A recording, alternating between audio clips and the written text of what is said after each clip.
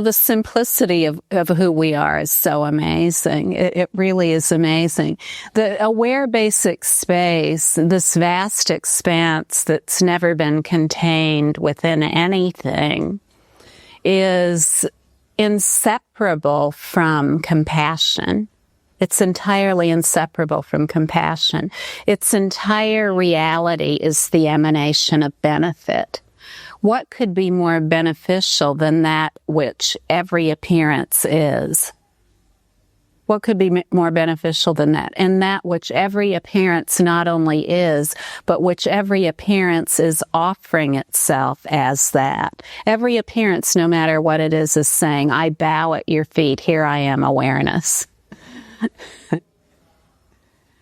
So, if we're looking for love, and all human beings, this is a primary preoccupation of our life, every single one of us loving and being loved. We all want that. We all want to give that. But there's no way of ever knowing that without resting as the essence of our being. When we rest as the essence of our being, this love that we've always wanted, it naturally flourishes. We can feel the warmth of it arise in us as us. But just this total acceptance of our being, of every single thing about our being, everything we've ever thought, felt, said, or done, in the past, are doing now, or will do in the future. All of it is aware basic space and nothing else. When we acknowledge that about ourselves, we pass beyond cause and effect. We still include cause and effect, but we pass beyond cause and effect. For example, a love that needs to be caused by something. Love that needs to be caused by another person. Or love that can be affected by another person, place, or thing. So we pass beyond that realm of cause and effect. We pass beyond that realm of cause and effect in being ourselves. And in being ourselves, just this natural ease of our own being, we're awash with love. Awash with the warmth of total love, of total compassion. And when we realize that about ourselves, and it becomes more and more obvious, it's always of greater and greater increase. No matter how we live, we could live forever, and each moment it would seem that it would be of greater and greater increase. More and more love. No love limit. There's never been a limit to love whatsoever. Never been any kind of limit slapped on it. Couldn't be. So no matter what is occurring, its essence is love. Its true essence is love. We can only know that directly in the ease of our own perceptions. If we can't come to terms with ourselves as love, we can never have love in our life. Everything we try to conjure up as love will just be a pretense of that. It's only in the incredible ease of what we are that we find complete dignity as a human being, total naturalness, the ability to give and receive as we've always wanted to give and receive. We don't need to learn to do that. It's inherent. It's really inherent. I see so much today how desperately love is needed. Just how desperately love is needed. And at the same time, how totally available love is. It's amazing.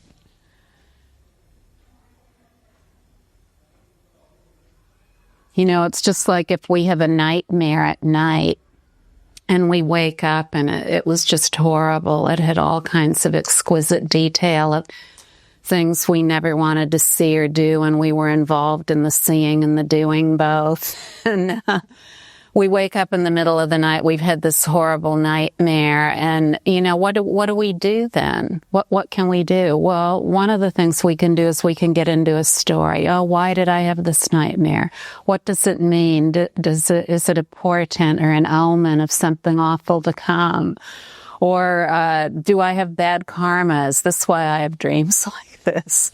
Or, maybe in another life, maybe I've been reincarnated and I did this in another life. So you see, we can go into all kinds of things. What would Freud say about this dream?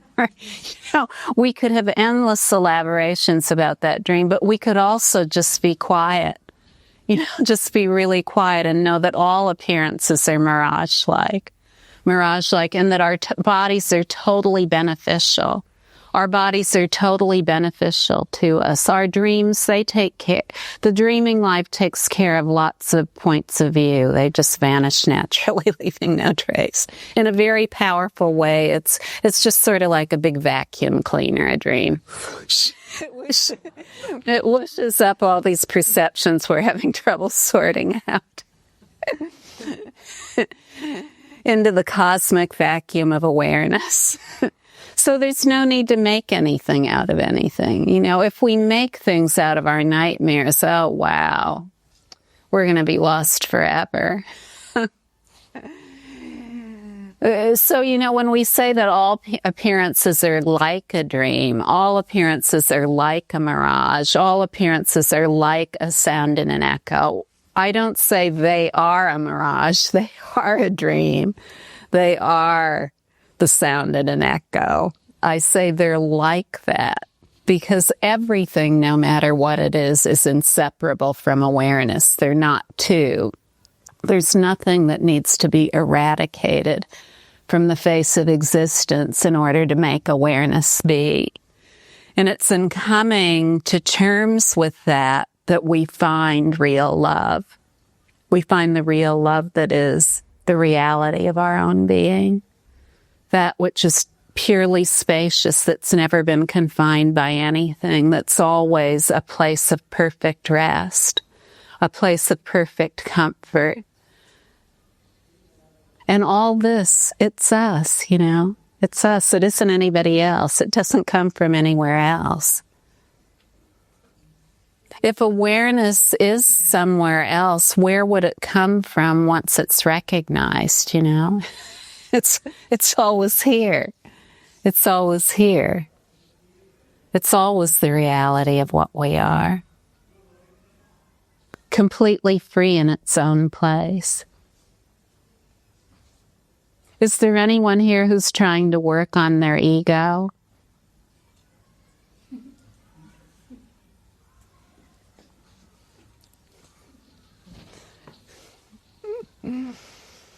There are probably a few more than three people trying to work on some notion of a personal identity. But just know that you've never been working on it. There's nothing to work on. Really. Just even if you don't believe a word I say and you're really convinced you have an ego, just check it out. For one day, check out what I'm saying. And then if you don't like it after one day, you can return to your ego. Okay?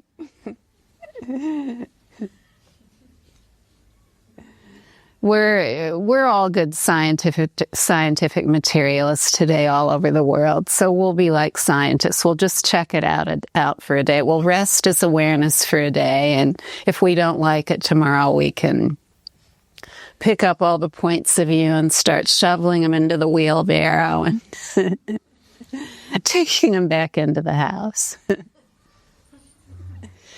When we just have a brief moment of our ease of being as awareness, it is so compelling we can't possibly go back to the way we've been living. Because just with the ease of awareness in one perception, it isn't as though we're working on one perception at a time, or that there is anyone to work on one perception at a time. In the ease of our being, we naturally find that we've never had an ego to work on. But we can only find that in the ease of our being. We can't clobber a personal identity over the head or, mug the ego and get rid of it. We can't annihilate the ego. We can't do anything to something that never was. And awareness, because it cannot be affected by anything, when we try to clobber the ego or do something to it, we're trying to get rid of awareness. So you see, that would be impossible. The problem is only in the label. If we take ourselves to be any label, then we're fruitlessly trying to sort out all the words in the dictionary and see how they make sense to living life. And every moment we're wrapping ourselves in a cloak of a different word.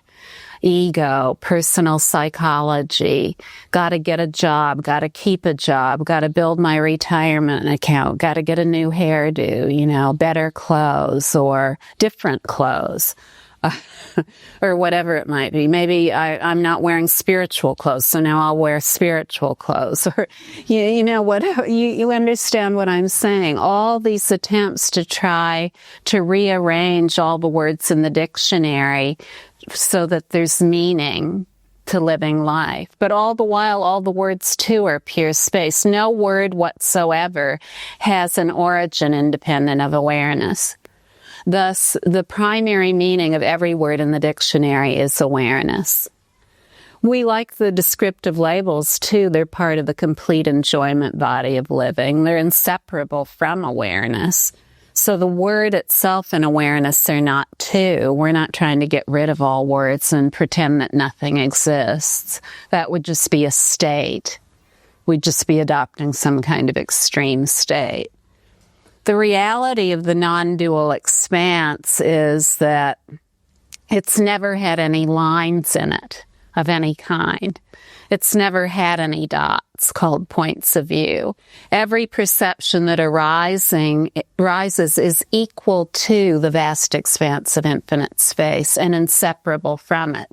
So when a perception arises, it is the vast expanse of infinite space.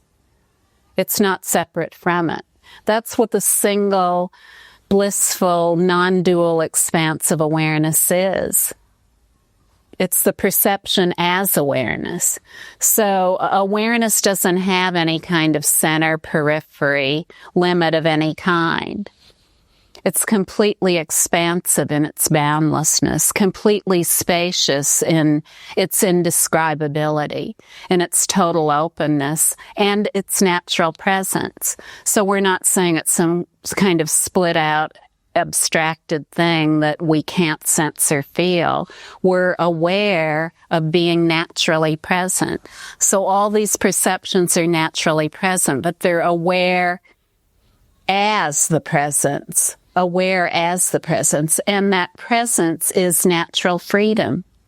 So that perception, because it only is awareness, is the kiss of natural freedom. Every single perception. But if we take the perception to be an object that we somehow have to work on, that appears in pure space, we're pure space, and we have to work on this perception in order to try to make it into pure space, then we're going to be at odds with ourselves. We're going to be at odds with ourselves. This is the starting point, pure space. This is the perception. This is the perception, pure space, like the white of this page. So just like the vast expanse of the sky, we could, if we flew into the sky like Neo in the Matrix and we could fly forever and ever and ever, we'd never find the limit to the sky. And that's the truth of every perception, no matter what it is. Every perception, no matter what it is the vast expanse of pure space. Remember.